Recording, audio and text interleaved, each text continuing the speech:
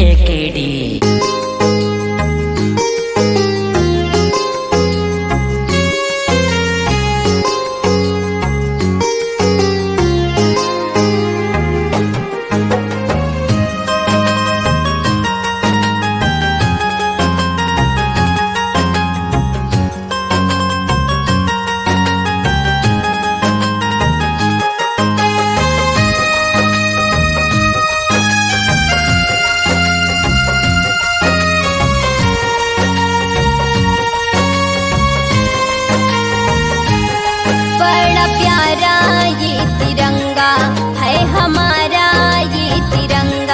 बड़ा प्यारा ये तिरंगा है हमारा, ये तिरंगा झुकने न देंगे कभी, करेंगे नमन, झुकने न देंगे कभी, करेंगे नमन।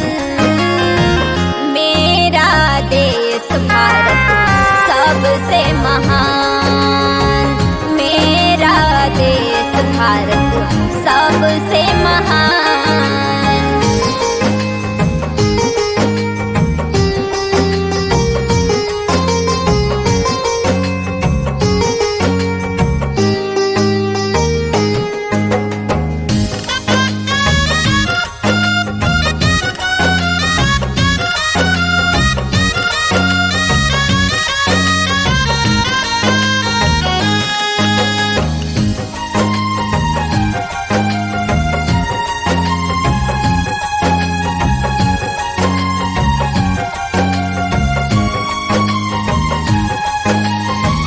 गंगा जी की लहरें बहे, नीला आसमान है, इस देश की हरियाली लागे जैसे ताज है।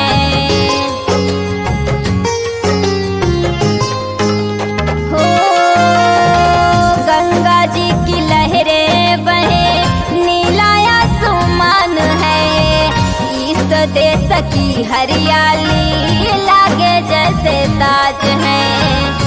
ये सिर्फ तिरंगा नहीं है अपना स्वाभिमान,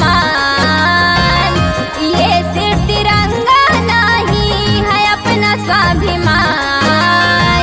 मेरा देश भारत सबसे महान, मेरा देश भारत सबसे महान।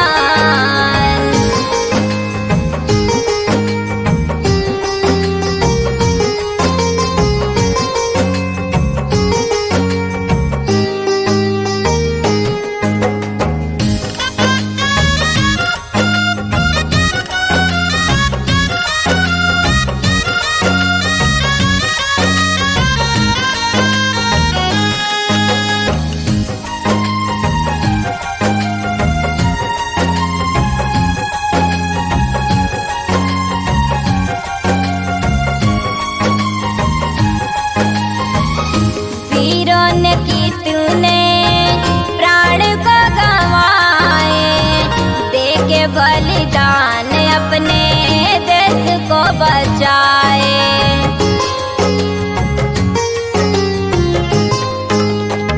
हाँ, वीरों ने की तूने प्राण को गंवाए, देके बलिदान अपने देश को बचाए। उन वीरों को है नमन बार बार, बेटी सुजाता का है दिल से प्रणाम। मेरा देश भारत सबसे महान, मेरा देश भारत सबसे महान।